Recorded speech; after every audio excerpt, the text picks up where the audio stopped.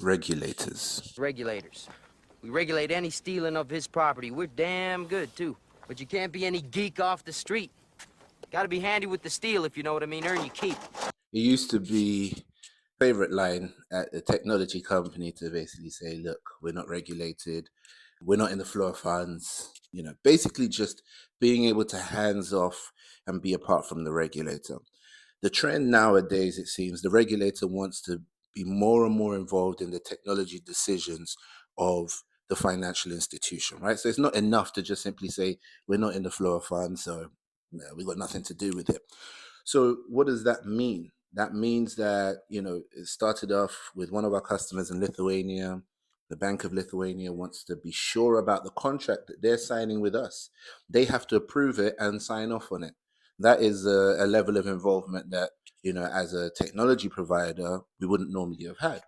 And then DORA comes into effect, and now there's regulation around the expectations one can have of a provider, and even those that are not software as a service, that are not hosting the solution, still have at least some requirements of what's going to be in the contract, or how we are able to determine or demonstrate that certain security protocols are in place. And obviously that extends further if you are a software as a service provider and you are hosting the solution. So where is this going? Well, our CEO did have a chat with one particular regulator, and it's not something that I can necessarily quote on, but it does seem like for regulators in Europe, the plan is to move towards a situation where the technology providers may actually end up on some kind of approved list, right? So there's definitely a shift of preference away from financial service providers building their own solution. I guess there are a myriad of levels of quality being built, and then also in terms of safety, security, and stability. It makes sense if there are, those who focus on it, like we do here at Genusto, providing the technology behind at least the core technology behind the operation of, let's say, some of these EMIs. And so we don't know if there's going to be an approved list at any time soon. But what we do know is that the relationship between the financial service provider, the regulator, and the technology provider is becoming tighter.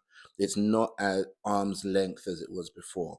So what does that mean for us? Well, one of the things I've been working on with my CEO is to put together a package for new license applicants, because I do know that more and more of those application processes are going to include questions about what kind of tech are you using and what kind of systems are in place to make sure that XYZ is taken care of. And so we are working alongside those new license applicants to make sure that they're able to put their best application forward. That means making sure they've got the right documentation, and also giving them the peace of mind that we have a solution that has passed with multiple regulators in multiple jurisdictions. We're very confident about our software, that it can stand the scrutiny, but it's just about helping the license applicant to go before the regulator and have the best shot of getting their license approved.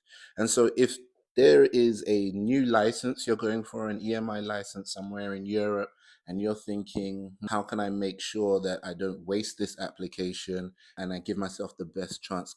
Have a word with me. My name's Idris. I work with financial institutions, especially European EMIs, to provide them with our digital banking and complex payment software platform. So call me.